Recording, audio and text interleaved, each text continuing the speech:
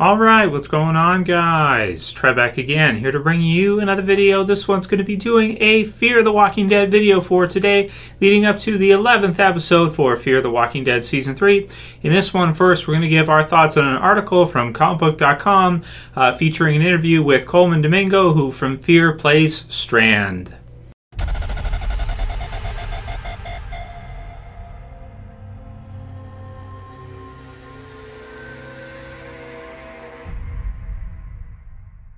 And spoiler warning if you guys are not caught up for Fear the Walking Dead, which is up to the mid-season premiere, the double premiere, so that's up to episode 10. So we have 11 through 16, with 16 and 15 being a double finale most likely, which will put it right to the start for The Walking Dead, which is very exciting for The Walking Dead Season 8's return.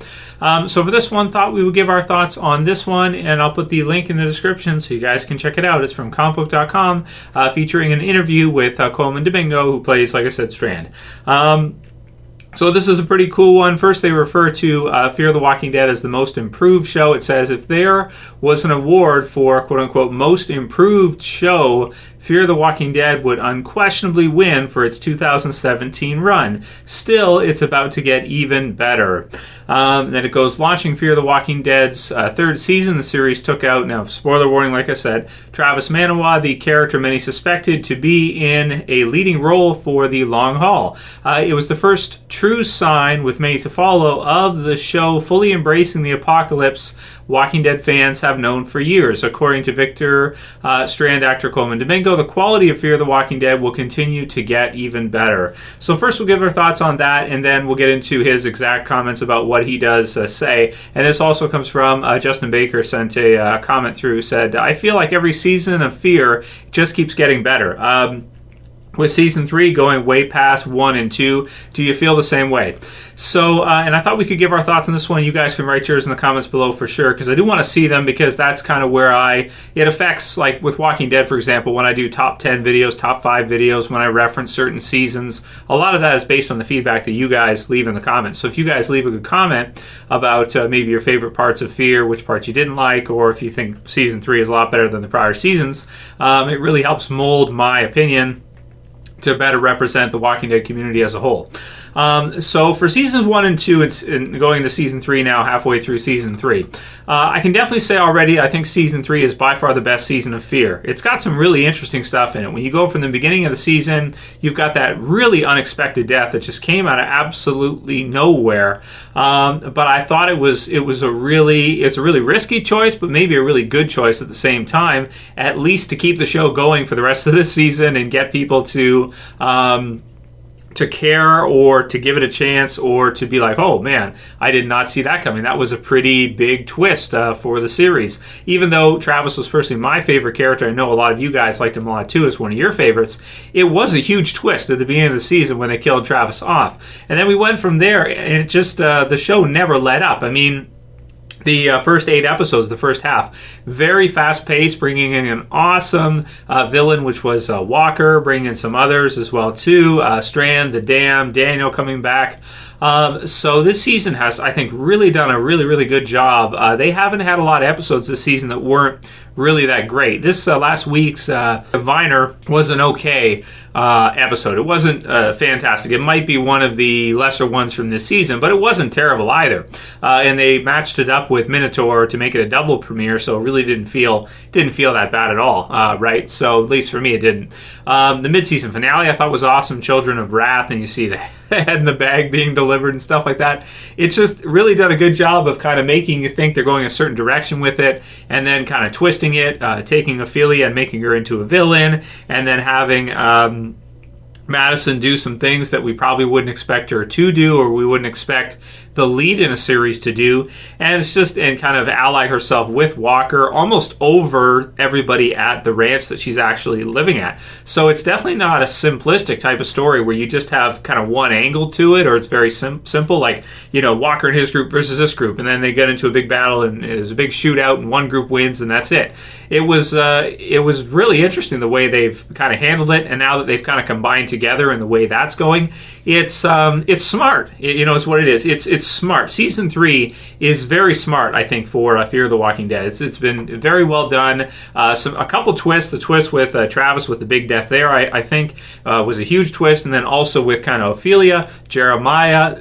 Us thinking that the people at the ranch were good, and then us finding out that Jeremiah was basically just like Troy. Yeah, I think you can make a case easily. This is by far the best season for Fear the Walking Dead, definitely. I didn't think this double premiere mid-season finale was killer. I didn't think that it was just like, maybe as good as the mid-season finale. No. But I mean, that mid-season finale was fierce for sure. That was a hot mid-season finale. The head in the bag thing was pretty crazy. And Minotaur was really good too, I thought, with Troy. So I am very excited to see what they have for the rest of the season for Fear. And already I'd say it's definitely the best season. But I don't hate the prior seasons either. Like season 2, I would say I did like better than 1. I mean, you get 15 episodes. You get to see them on the water, which is totally new for zombie apocalypse. We've never seen anything like that in The Walking Dead. So that was cool. We get to see the pirates in that. The stuff with Shiva, and then afterwards Grotesque, and the Nick episode, and kind of him blending in with the other walkers, like a kind of a whisper Easter egg or something, or whisper type of feel to it. There's just some really cool stuff in it. The season ends up with the stuff at the hotel, and then you also have the stuff with Nicholas and Luciana with the community there that gets attacked and everything, and some nice twists in that one as well too that I thought were handled pretty well too. So I didn't hate season 2. I know a lot of people, they really did not like season 2 of Fear. Personally, I thought it had a nice flow to it, the first half being a lot different from the second half. The Abigail on the water and everything. I just personally thought it was really cool. Maybe the second half is weaker than the first half. I don't know. Depends kind of what you like and what you enjoyed seeing. The first season of Fear, I do have to admit, in 6 episodes, considering they only did 6, it didn't kill it, the first season. The finale was amazing, though. The finale was really, really amazing. Last couple episodes were really good, and you had some good zombie stuff in there with Daniel and the others, and so there was some hints of greatness to it. It's just, I think that the characters, maybe are not at that kind of level that Rick and the others seem to be at so quickly.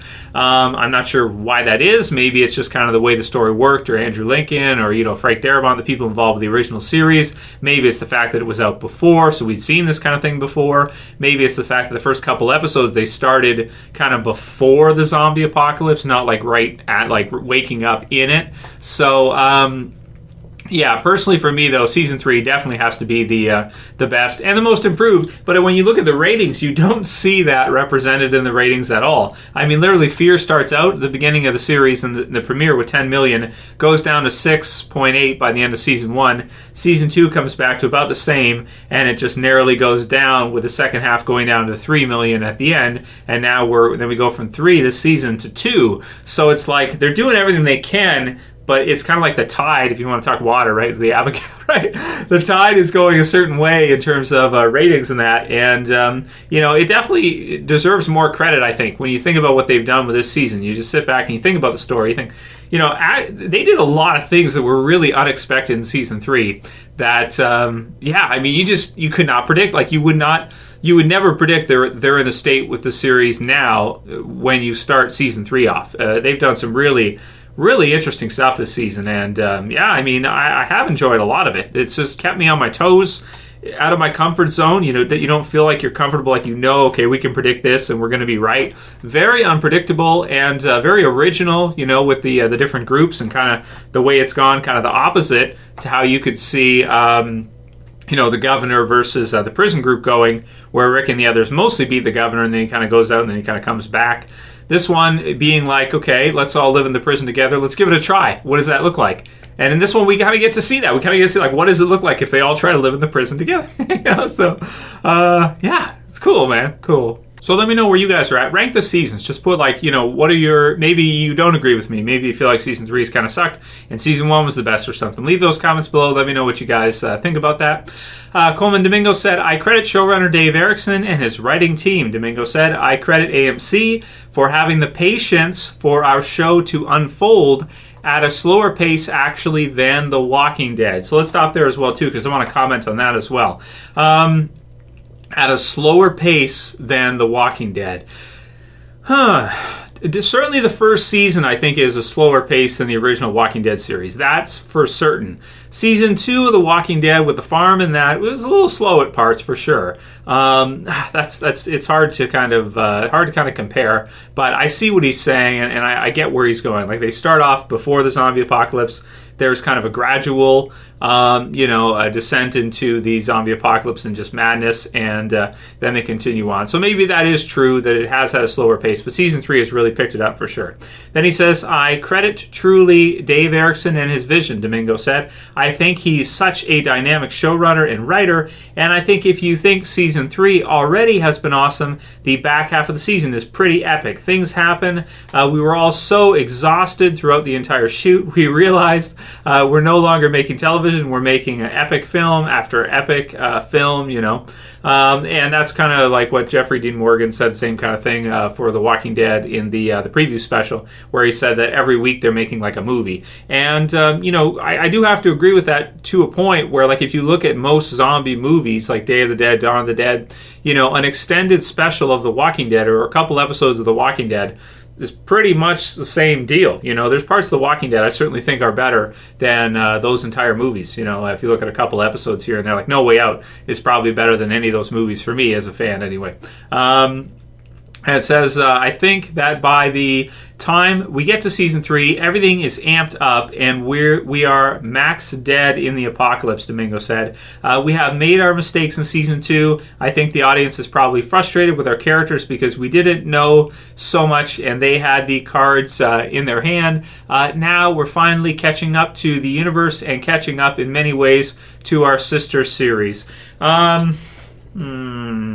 It depends what he means by kind of catching up.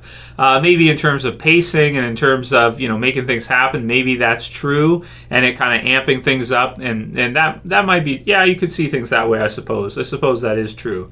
I don't know if it'll ever be as popular as the original series. I don't think so. I don't think it has that potential no matter what they do. Then it says, with 6 episodes left in Fear the Walking Dead's 3rd season, it sounds like the already seen improvements are just beginning. Things are going to happen, said Domingo. The stunt work, the makeup work, the character of the story, there's blood, there's betrayal. The stakes get even higher as we lead towards the back half of the season. Yeah, so then we'll do maybe just 1 or 2 questions in a minute. But, I do like the comments. I do like what he has to say here about, Fear.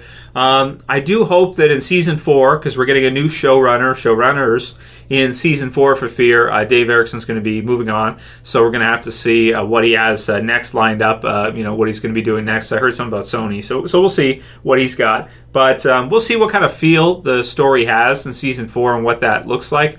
But one thing I do have to agree with him is that Dave Erickson has really done a great job this season of really kind of, keeping us, just not sure where things are going and keeping it very original and very different from what we probably thought it was going to be going into the spin-off series to begin with, or the companion series to begin with, and us thinking it'd be a lot like The Walking Dead. I mean, it is, but it certainly has its own feel, and it certainly does things differently than the original Walking Dead, where you're just not sure. I don't think we have really a Rick Grimes for Fear the Walking Dead yet. I hate to say Madison. Madison is kind of like supposed to be it, but I don't know if you can really say Madison is it. It feels more like an ensemble than just, which The Walking Dead is too in some ways, but The Walking Dead is more kind of central character focused early on Rick, I want to say, whereas Fear is kind of more spread out for the whole Clark family, and then these other characters they're bringing in as well too.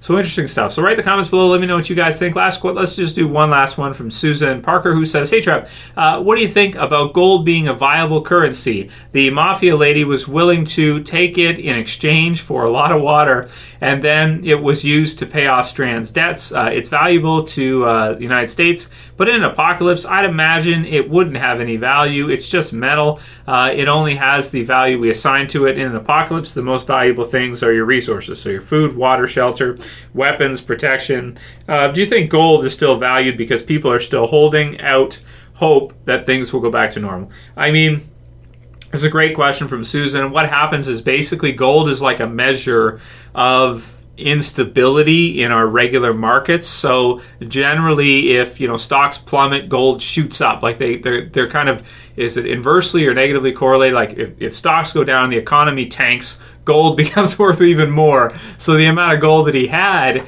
you're absolutely right, I think, which is that it's still pretty early in the zombie apocalypse. So people still have this idea about how much, like if they Google it and they say like gold price, on Google, it'll show like, oh my God, it's worth this much money, And so in an apocalypse like that, gold is going to be like that amount of gold right there he just gave is probably worth in terms of dollar value in that time, probably millions and millions of dollars. But the thing is, they don't realize that things are not going to go back. It's probably the hope, like you said, that things will at some point go back to normal and it will still have a value. But even when the money system crashes, gold does retain its value. Gold's kind of always been, the banks hold gold. So it's kind of always been kind of, your like a true currency, I suppose, or commodity.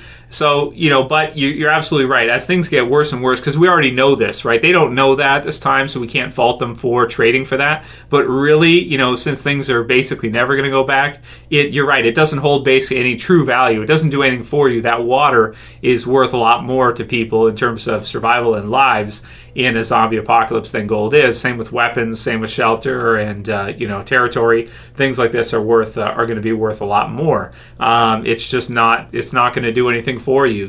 That kind of trade, that kind of system is more advanced than what society is going to break down into in the zombie apocalypse. So you're right. And what do I think about it? You're absolutely right that people think that they're probably traded for it because they think they just became multimillionaires. But really, it's like, what does it matter at this point? Money, gold, none of that stuff's going to save you, right? This is what it is. So, but you're right. Water and guns and everything can. If you guys like this video, please thumb it up below. Leave a comment below. And if you're new to the channel and you want to subscribe, you can subscribe at the bottom left. That's it for this one. I'll see you guys again soon for another video. As always, it's Trev, and I'm saying peace. Later, guys. See you soon.